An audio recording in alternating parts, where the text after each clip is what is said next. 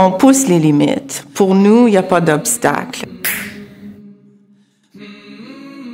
C'est long, c'est coûteux, c'est difficile, mais c'est aussi ce qui fait que c'est exaltant, là. Faut que tu aimes les gros problèmes. Pour moi, l'innovation, elle se définit pas par le nombre de brevets. L'innovation se définit par le succès commercial. Moi, je compare souvent ça à l'ultramarathon de l'entrepreneur. On fait des écrans géants à base de Dell, puis des luminaires architecturales.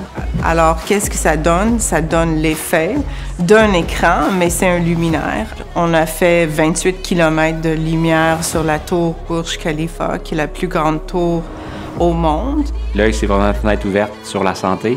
Puis nous, on tente d'exploiter ça grâce à l'optique photonique puis à l'intelligence artificielle. C'est que la barrière à l'entrée est très, très haute, est très, très longue, parce qu'il faut développer notre technologie et se rendre jusqu'aux approbations réglementaires pour commencer à pouvoir commercialiser.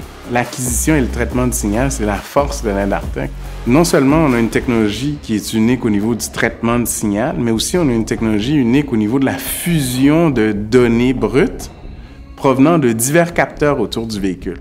Alors donc, c'est une technologie beaucoup plus avancée qui nous rapproche de la conduite autonome.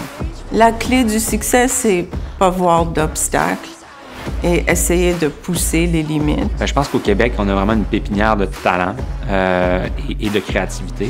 Il faut convertir nos capacités de faire de la recherche en capacités commerciales. Donc, d'encourager l'ambition, d'encourager les ambitions internationales aussi. De plus en plus, je pense que c'est important d'avoir cette visibilité-là auprès de tout le reste du pays et du monde. De viser des clients, de viser des problèmes, des gros problèmes.